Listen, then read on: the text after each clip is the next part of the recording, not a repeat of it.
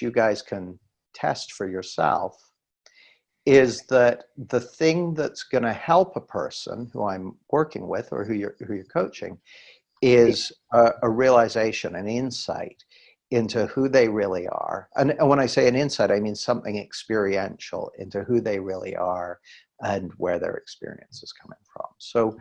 So anything I'm saying and doing is really just to orient, to help them. This isn't quite the right way of saying it, but I want to help create the conditions for them to have those insights and realizations. Now, the reason that's not quite the right way of saying it is because people can have insights and realizations in the middle of a war zone. You know, insights and realizations aren't conditional on anything. So why would I need to create the conditions? Well, I don't know. I've just found it seems to be easier for people to have them predictably if certain conditions are met. And one of those conditions is a feeling of connection and warmth that you know seems to make it easier for people to have insight. It seems to. I don't know if it actually does, but it seems to. And so my starting point with working with anyone is number one, I want to calibrate, which is just a $5 word for saying, I want to find out what's going on for them. And I want to get a feel for them, find out how reality looks to them. And I want to calibrate kind of the feeling in them and where their head's at. But I want to do the same for myself as well, because I am my own insights and realizations while I'm working with someone are the only thing I've got going for me in terms of guiding that. So I want to do my best to make sure that I'm noticing where my head's at when I'm coaching them. So that's number one, calibration. And the purpose of that is to find my way into a feeling of connection with the person I'm working with, because I want to get into that feeling of connection. And then the third thing is at a certain point, I may do a little bit of education. Education in the kind of the original sense of the word, which is leading out from within. So I might tell a story or say some facts or something to help them have help make it easy for them to have a realization. So that's how it looks to me. But I'm not, I say those are the three things, but it's not like I'm doing okay, the calibration phase is over, let's get a connection. It's not like that. I'm just placing a description on top of something that's happening real time, spontaneously in the moment with whoever I'm working with. So that's my story, and I'm sticking to it. Sorry, go ahead, Kim. Yeah, no, really good. And just to tell you a little bit more about the group, and we may be joined by a few more people who said they were coming, but we've got people here who've been around this conversation for 4 or 5 years. People like Karen, you can see her there, and Mary's been around a longish while. Terry, I know, has, and then people who are kind of almost brand new. I see Teresa there. Lovely to see you, Teresa, who's only just kind of entered into this conversation. But what's lovely is it doesn't really matter, does it, Jamie? It doesn't matter to me. And when I'm working with someone, I even if they've been around this stuff for ages, I don't assume any particular understanding of it. And to some degree, if someone's got something they want coaching on, the stuff they already understand, quote unquote, doesn't seem to be helping them anyway. So often people go, well, I've told myself it's just my thinking 1,000,000 times, but it doesn't seem to be helping. I'm like, okay, well, don't worry about that. So yeah, it's fine. Great. So, hi Mo, lovely to see you. So who'd like to put their hand up for some coaching on anything at all? Gina, your hand shot up there. Hi, Jamie. Hi, Gina. How you doing? I'm good, thank you. So for me, I'm no longer working I was made redundant about 6 weeks ago. And I have to say, I'm absolutely loving my life of not working. Spending time with my husband, with the dog, gardening, doing all the things that I haven't done for the last 10 years. And I know where I want to go, and I know what I want to do, which is to become a 3 principal practitioner, write a book. But I've got this stuff going on in my head. Well, how can you be a 3 principal practitioner? You don't know enough. And what if you write a book and nobody likes it? So there's this negative stuff going on in the background. And I have good days and bad days where life's wonderful, and then other days where I've just got negative talk going on. And gee, that sounds like me. So you're in good company, Gina. But I'll sound like an idiot asking you this, but why would it matter that you've sometimes have negative talk going on? Well, I don't suppose it does really. But I guess it just makes me think I can't do this. This being become a 3 principles practitioner and write a book? Yeah. I need to go back and do nursing because that will give me a steady income. Go back to what I know. That's the easy way. Well, it may well be the easy way in some ways. Like it may well be that. And I guess the thing I'm wondering, like if you were to do the thing that you're wanting to do,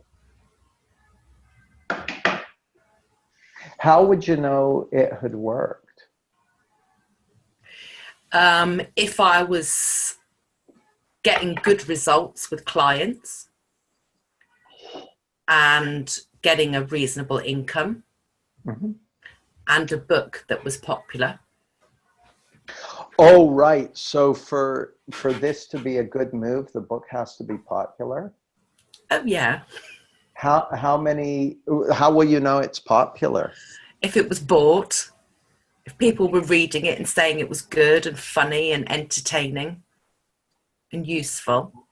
Got it. So what would be, oh, can I ask a quick favor? Kim, can you mute yourself as well? Purely because every time there's any background noise, I lose the picture of Gina because it swaps. Thanks. So Gina, what would you like if I could, the cheesy coaching question 101, if I could wave a magic wand and you could have it however you want it to be, what would you like to have happen in this session? Get my head going in the right direction. And what direction's that? Oh gosh. Moving in the right direction, getting something done so that I'm working towards what I want to achieve. Okay, so I promise I'm not going to keep being idiotic, but so what if your head had nothing to do with it? If none of this was dependent on what your head was doing, what would you do next? Get more on paper. Look at how to self-publish, which I've started to do. And explore what I needed to do in order to become a 3 principal practitioner, which I think I've started, but I don't think I've done enough. Okay, so what does getting more on paper mean? Just writing more. Okay, so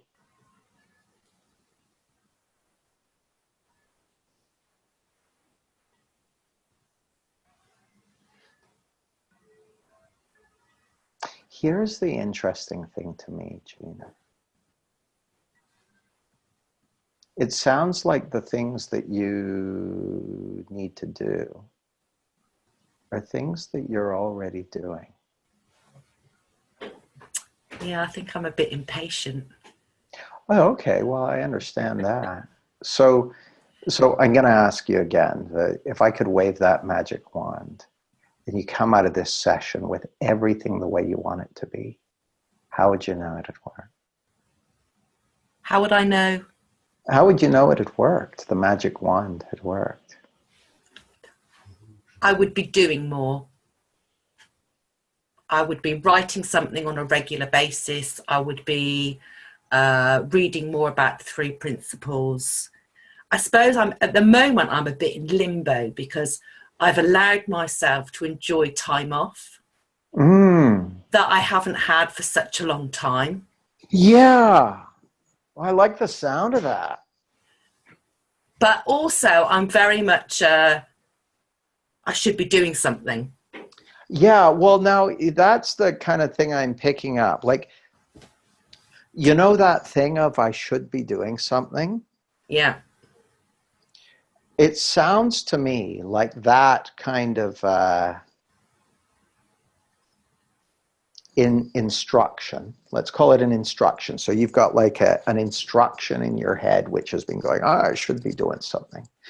And so kind of what you're saying to me, if I understand correctly, Gina, is like, I've got this thing in my head that's going, I should be doing something, but I'm not doing the things that I think it thinks I should be doing. So can you team up with it to make me do the stuff that it says I should be doing? It's kind of like that's what you're asking me. If I would get with that voice in your head and gang up on you to make you do the things which you think you should be doing. Is that Yeah. about right? Yeah. Yeah, I'm not that guy. Like, you could go and hire an accountability coach who can gang up on you with that voice in your head and get you to do the things that your ego, which knows all about the past, thinks you should be doing. But the challenge is, and I say this with a lot of compassion, your ego knows nothing about the future. That voice that's talking about what you should do knows nothing about who you really are. Okay. And the fact is that what you said about you're just really enjoying not having that going on, that feels like, to me anyway, every time you talk about that, I'm like, oh, I like that. Like my heart likes that. Yeah. And my sense is that your heart likes that. Absolutely. So just breathe, will you?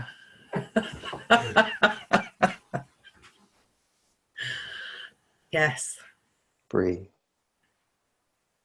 And Gina, I want you to continue breathing for the next few minutes and then for the rest of your life. But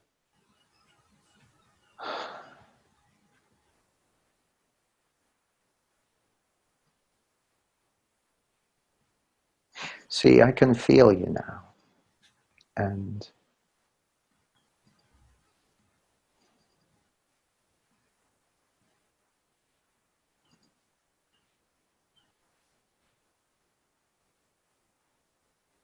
I'm just pausing to reflect. But my feeling is, my sense is,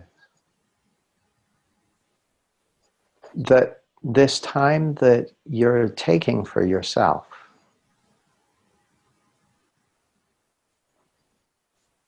this will be a funny way of putting it, but that's almost like this is preparing the fertile soil that everything you want to create is going to be grounded in. See,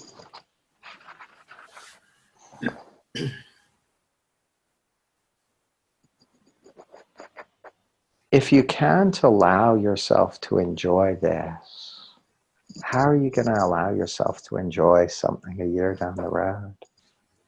I mean, I could be wrong, but I get the impression that you may have had enough of doing what you should apparently be doing. Totally. Yeah, that's what I thought.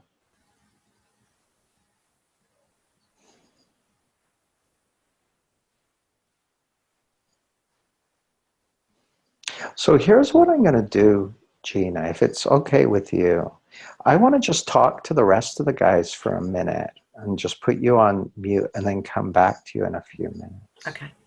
Because and I'll explain why. So let me just have a chat with them.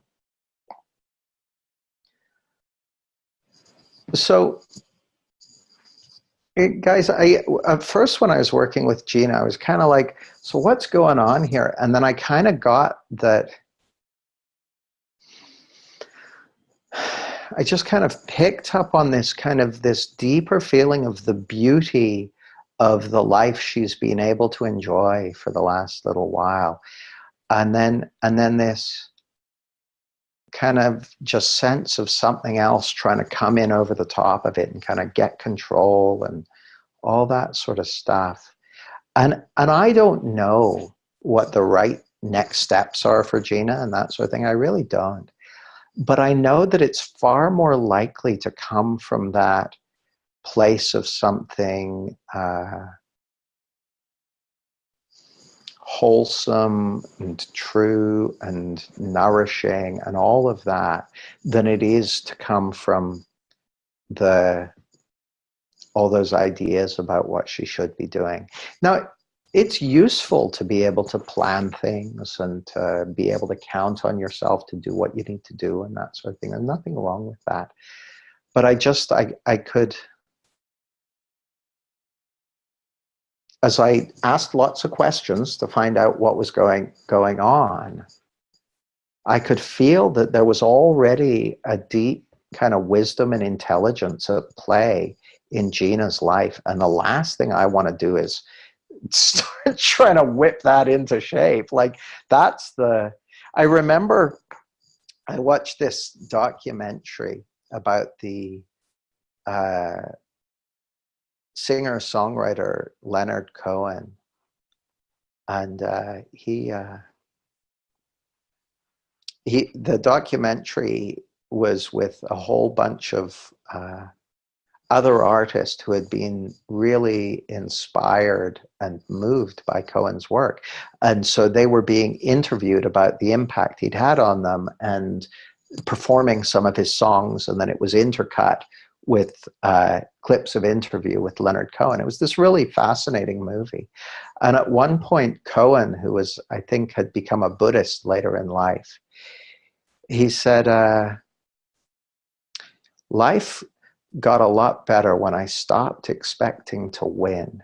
He said, I stopped working on my masterpiece and I relaxed into the real masterpiece. And the impression I got as I listened to Gina is that she's been relaxing into the real masterpiece. And there's kind of part of her that's been thinking, well, that's not going to work. And I'm like, no, I'd bet on that. I'd bet on that. And especially if Gina's wanting to share, you know, the beauty and the wisdom and the intelligence and the impact of these principles with people, that's where it's going to come from. That's where it's going to come from. It's going to come from that, from her learning to live in that and to enjoy that. Not saying you have to live in it every second, like you'll go on the roller coaster of life, but like that, it seems to me that's where the juice is. Not in, geez, I need to read more Three Principles books. I mean, I write the damn things, but it's the only purpose of the books is to point you to the truth that's already there within you. all the words only have one job. It's to point you back to who you really are. And you've already got that.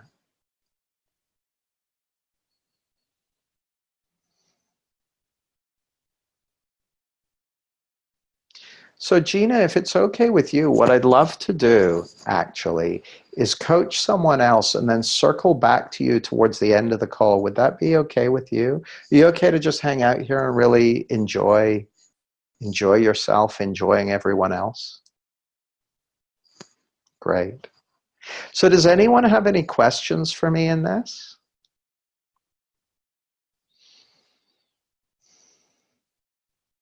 Or would anyone else like to be coached around something?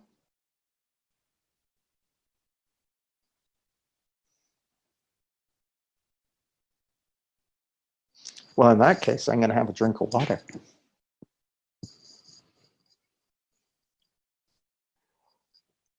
Kat. Hello, good evening. Hi, how are you? I'm fine. Me too.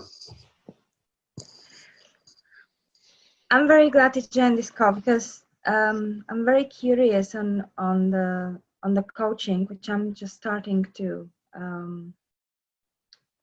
practice. Mm. Even though I'm now on, let's say, it might sound like holiday, but I just moved my office to Turkey for a moment. Oh, nice. And my mentor, my coach, she gave me a task to try and coach as many people as possible. Mm-hmm. I said there is a language barrier, but I actually met with a friend who was in a very painful situation for her, and I don't feel comfortable like speaking for her like you would through me coach her. But I found myself in a very difficult situation of being the coach, because she told me a problem and I started immediately to try to solve the problem, if you know what I mean. Mm. To find the answer to what she should do. Got it. Something in me just stopped. This probably shouldn't be my job. And so I tried to listen more. And then I got all stuck in trying to listen what she says behind the words, trying to feel what she feels, if it would help me to make connection with her. And unfortunately, I got really connected because I personally solve very similar problem. And I don't know if it helped me because I feel like I got too personal with that and I just got trapped. How do you do that? How do you do that? When you meet somebody, when you feel really personal about the problem they want you to help them with. Got it. So I'll answer you, Kat, how it looks to me. But then if it works for you, I'll coach you around it, if that would be helpful. But I'll answer it first. It's kind of interesting. So I'm releasing a podcast episode tomorrow, and it was from a module of Clarity Coach training. And people were asking, this will seem like it's off topic, but it's on topic. People were asking, they were saying, hey, I've got this talk to give. I really want to bring the principles into it, but I don't know how to. And my thing is, well, the principles sit behind every human experience. So you can talk about anything in a way that you can point to the principles in. And they were like, yeah, not this. And I said, well, give me an example. And the first example was gut health, teaching people about gut health. So I was like, oh, that's easy. What's important in gut health? And they said, oh, don't eat too much sugar, don't take too much antibiotics, avoid stress. And so then we said, oh, okay, so really if you're giving people a talk on gut health, I guess those are easy to tell people, but what you're really looking for is a change in behavior. And she said, oh, yeah, yeah. And I said, well, what drives behavior change? She said, well, insight. I'm like, right. So that's where we go with that. So that was easy. Then the next one was business strategy. So someone said, what about a talk on business strategy? Now, immediately I realized I was in trouble with that one because I know something about that. I knew nothing about gut health, like aside from don't drink Diet Coke, like I knew nothing. But with strategy, I've got all sorts of ideas and books I've read and that sort of thing. So I just had to put that to one side and start like I know nothing. I said, well, if you were doing a talk on business strategy, what's important? And she said, well, it's about setting goals, about getting people to buy into them, about, you know, she gave a list of stuff. And I just started asking her and that sort of thing. So here's my question for you, Kat. When you're coaching someone from this understanding, what is it that what's your objective, you could say? What is it that you're trying to do? Well, it's actually why I want to be a coach. I want them to be happy. I want them to be well and to feel safe in the situation they are at the moment. Got it. Well, those seem really positive. There's a challenge, though. Mm-hmm. Don't care who it is, there are going to be times when they're not happy, when they don't feel happy. There are going to be times when they don't feel safe. There may even be times when they're not safe, at least their physical body isn't safe. What was the third one you said? Happy, safe, and... Well, just well-being. Well, yeah. So there are going to be times when they're not feeling in their well-being. Yeah, of course. And I want them to understand that it's all right. Yeah. Yeah, and so what how it looks to me is that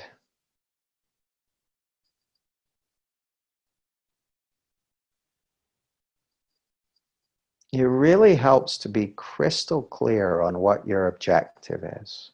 Mm-hmm. So I only have two objectives with my clients. One is for them to realize who they really are. Mm-hmm. And the second is for them to realize how their mind works. Realize the 100% inside-out nature of life. I have no other objective.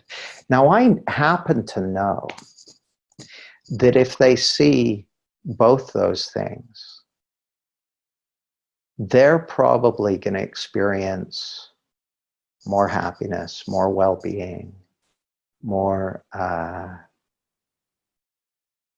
clarity, better relationships. They'll probably have a boatload of nice side effects, but none of those side effects are my job.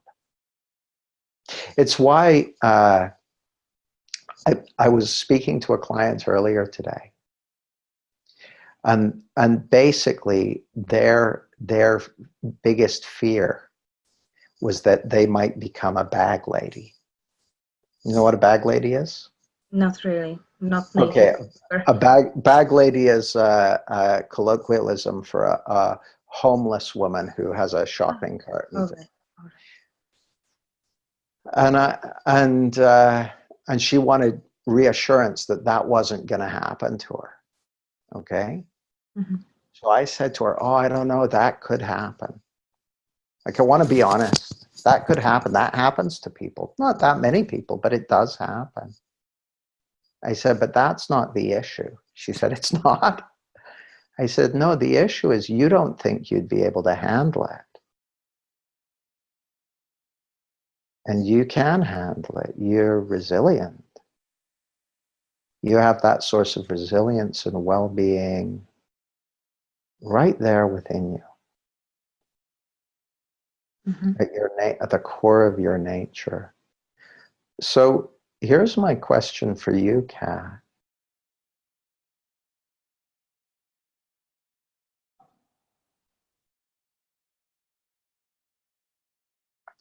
What do you think would have to be true in order for you to know that your client is okay no matter what happens?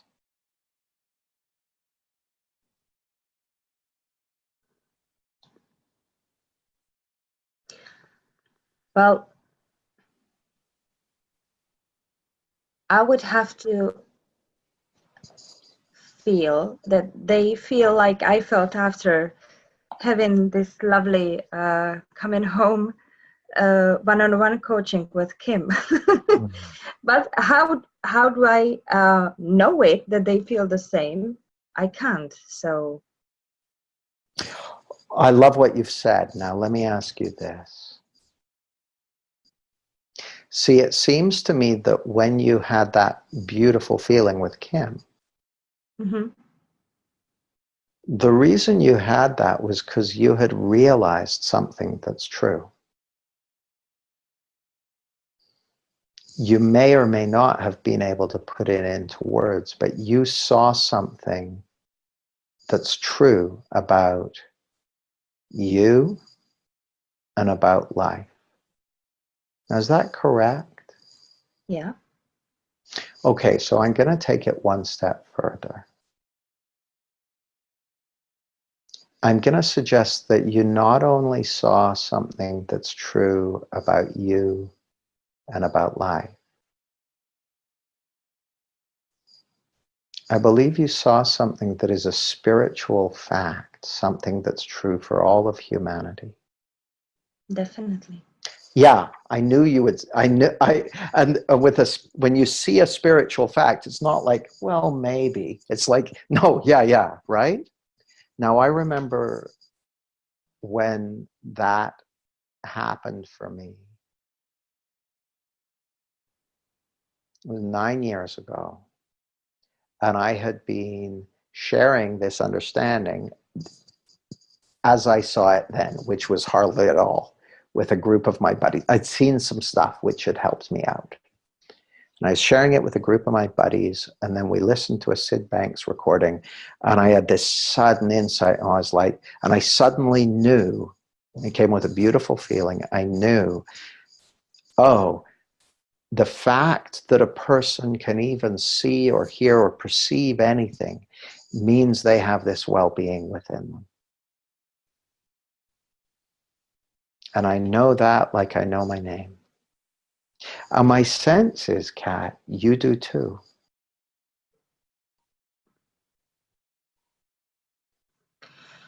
Well, Kim, did the coming home uncover your diamond inside sort of coaching? So I uncovered and I realized that inside I am resilient, as you mentioned. And I also felt that what I heard up until then, that we are all connected somehow. I really felt that on a deep level. And you are right, for me, this is the, I don't know if benchmark is the right word to use, but for me, this is the aim for where I would like to take all the people that I meet and need help. But how do I actually find out they got it? I don't know. Okay, so I can tell you about that, because that when I'm working with someone, that's what I'm doing. I'm basically looking to find my way into that feeling with them. And sometimes it happens really fast, and sometimes it takes a while. But I don't have anywhere else I'm trying to get with them. And so And I know that the best thing I've got going for me is being available to that within myself. And so the most important person to calibrate is you. When you're working with someone, just noticing where your feelings are. Like if you get, like sometimes I'll be working with someone, like a couple of times earlier in our session, you and me, Kat, I'm blabbing away. And then I get this feeling, oh, Jamie, you're all over the place. And I'm like, okay, bring it back in. Now, did you notice that when we were working together? Sometimes it felt a little, yeah. So I'm like, oh, bring it back in. So I'm doing this real time. I'm noticing, where's the feeling in this? Because I'm always, because it's there in everybody. That is literally it. Like all the questions and stories and anything else, they're just to walk someone into this space together. And it's there in everyone, Kat. You've already seen that for yourself. So you already know that. And then the game of how do you find your way into it with another human being? All you've got to give is what you've seen for yourself. And your ability to notice when you're somewhere else. And you have both of those. So everything else is just window dressing. Everything else is just, tap dancing while you find your way into this felt experience with another human being. And then once you get there with them, stay there a while.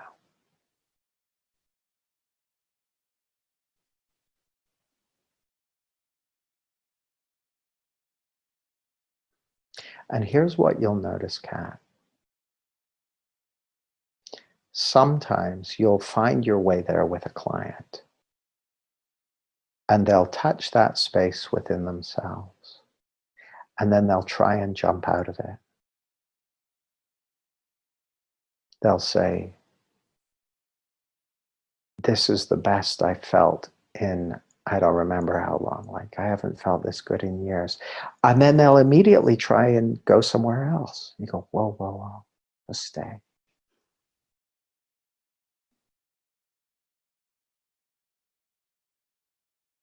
So Kat, what I'd like to do is just pause this session here, see if we got time to do one more, and then I'll circle back to you and Gina before we wrap it up. Anyway, thank you very much. You're so welcome. I'll chat with you in a few minutes. That was lovely. And Jamie, would you just ask a question, answer a question? Mo had Sure. a question. Yeah. Yeah, you're unmuted. Go. Yeah, I just wondered when you were coaching Gina, I was really interested to notice that you were referring to her in the third person. You were talking to her about Gina, and I just wondered if there was an intention behind that, or. Do you remember what I was talking? So you mean while I was talking to her, or do you mean when I was talking about that voice in her head that's trying to get her to do the things she should do? Maybe that was it then. Yeah. I don't really remember, but what I can tell you, Mo, is I was doing what kind of just made sense to me to do in the moment, but I wasn't, this will sound really unhelpful, but I wasn't thinking about it at all. Actually, no, it's not unhelpful because it just shows where you were coming from when you were doing it. Yeah, I don't even remember doing it. And there wasn't, like when it's so funny, you'll find this funny, Mo. Sometimes I love doing coaching demonstrations, and I work with a lot of coaches, and often with a lot of coaches and therapists who have been trained in other modalities. Like, my background was NLP, so people have been trained in NLP and all this sort of stuff. And people will say, they'll ask questions, they'll say things like, Jamie, I really like the way you use silences. The way you use silence is very powerful. How do you do that? And I say, well, I know it may look like I'm using silence, but when I'm being quiet, it's either because I don't know what to say next. And so I'm just waiting till I know what to say or what to ask. And sometimes I'll mention it because sometimes people get a bit weirded out if I go too long with it. Or the feeling is so beautiful that I'm just sitting there enjoying it. And I don't want to say something that'll mess it up. So I just shut up for a while. But there's no strategic intent behind it. Okay, thank you. You're welcome. It might be interesting to watch. We could watch the recording and make up theories about why I referred to Gina in the third person, but I couldn't tell you. So what do you think, Jamie? Do you want to see if there's anybody else, or do you want to start circling back? Well, I'll need a few minutes at the end to circle back. I could do one more brief session if there's one to be had, or we can just circle back, and I can see someone's hand up. Yeah, I'm sorry. Can you remind us of your name? Oh, Can you hear me? Yes. Oh, Atia. Hi, Atia. Let me just put this, I think I had it on. That's better. Okay. Nice to see you. Yeah, and you. So what would be helpful in this session, Atia? And it may be quite a brief one, but I'll see how. So it links to some of the other coaching that you've just done. And one of the things you said was about being in the juice. And so there's a tendency for all of us, I think, including myself, that when you learn something or you want to do something, it's all about the doing to get to the outcome that you want to get to, or you feel like you need to be doing. So the question is, if you're sitting in the juice and just enjoying whatever it is that you want to enjoy, does that allow the doing, the unconscious bit of the doing, rather than actually doing it, that the unconscious part to allow you to do it, and it just happens? It just depends what you're talking about. Like if I want to write an article, so I write an article most weeks. Sooner or later, I got to start tapping on the typewriter, or that article's not going to come out. Now, I've been writing an article most weeks for about 15 years. Mm-hmm.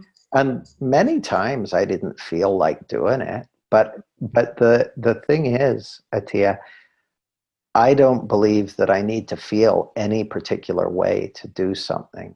So what's your question? Or would you like, is there something you would like to get a change around?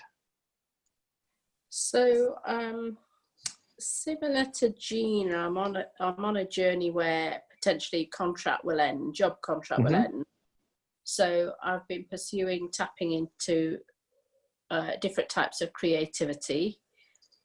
And so I've just learned about graphic scribing, or doodling, or whatever you want to call it. And so I'm quite enjoying that aspect. So the next thing is, if I want to do something where I income generate from that, then again, what steps do I need to be taking? But then that draws me into, that's the doing bit. And part of the coaching that you've done with others is about just enjoying the moment of where you are right now. Oh, well, let me be precise about that. Yeah. What I said to Gina was something very specific to Gina and her journey. I'm not suggesting that as blanket advice for everyone. Everyone. I'm not saying if you're ever made redundant, just spend as much time as possible in the garden and everything will work out great. That's not a rule for life. And to be clear, I have no idea what makes sense for Gina to do today, tomorrow, the next day. I have no idea about that. I was just clear about what I wasn't going to help her do. Yeah. Because my fundamental assertion, Atia, is that Gina has a wisdom and an intelligence within her that is profoundly capable of ascertaining every next step she ever needs to take and every question she's ever going to need an answer to. She has that within her. All I ever want to do is get the stuff out of the way that's stopping her seeing that with clarity.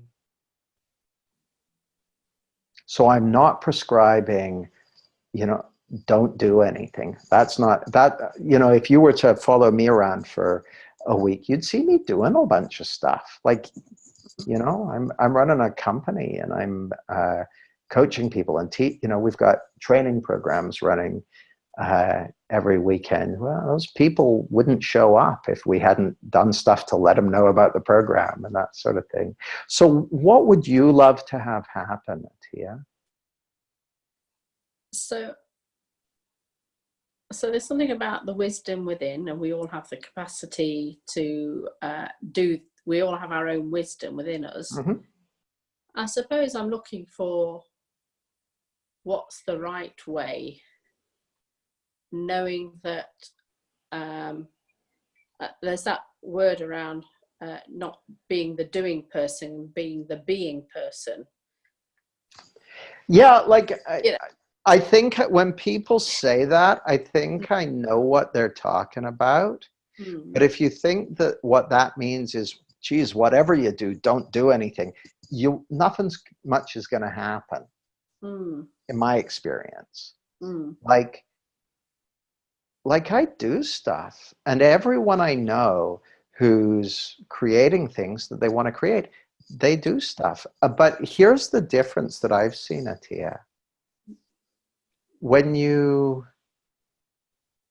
see with clarity who you really are and how your mind works, there's a freedom in how you attend to the things you're doing.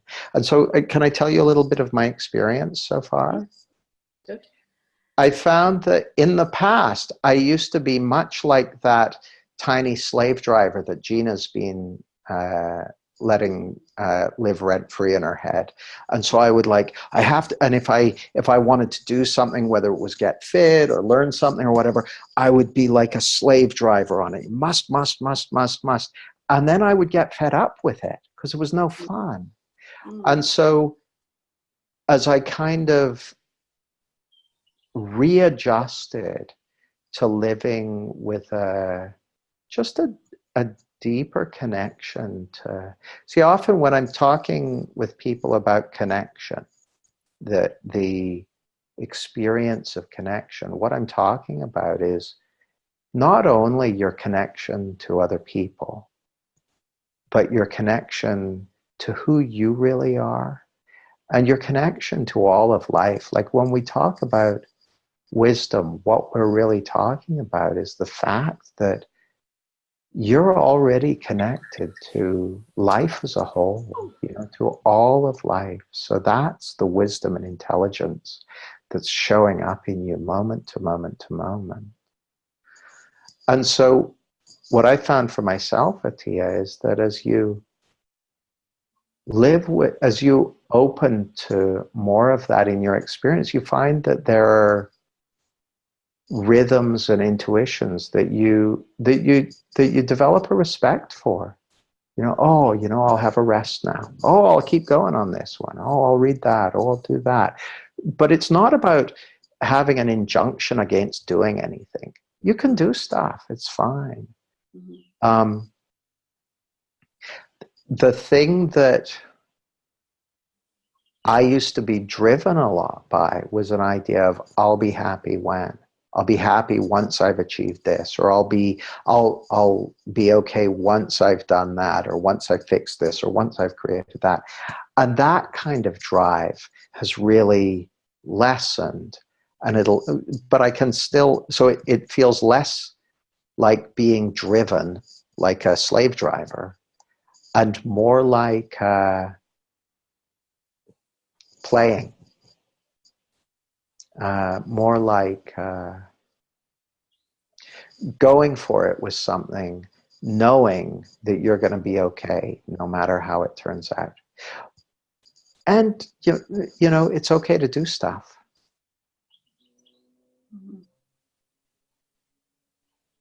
Did you hear anything in that that was useful, Atia? I think you used the slave driver type terminology that I think part of my programming when I was in nursing was about doing stuff, routine and constantly doing stuff to get the job done. And maybe some of my own programming is related to that aspect in terms of I learned something, I need to do something. And maybe I'm a slave to my own sort of thoughts around the doing. And so I'm balance the doing from the being and just maybe not being quite as hard on myself in terms of doing stuff, if you know what I mean. Yeah, and I like the sound of that, like just not being so hard on yourself. And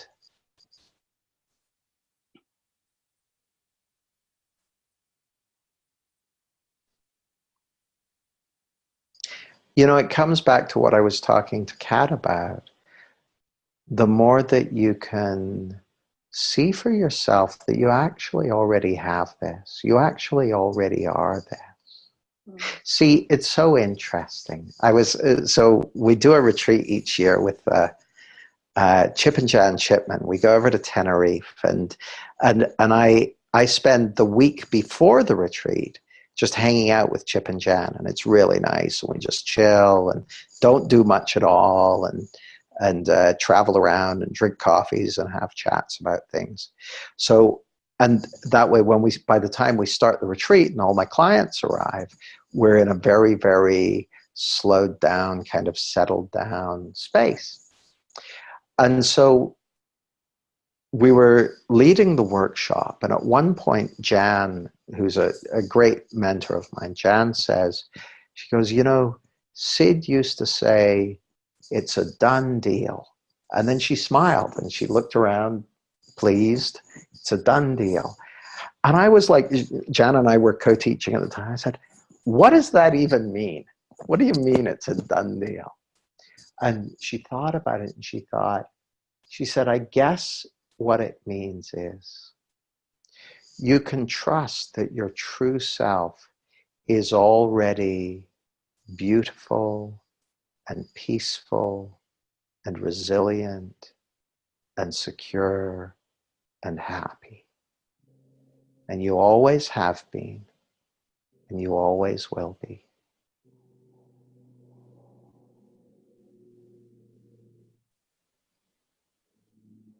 And as you start to see that for yourself, Atia,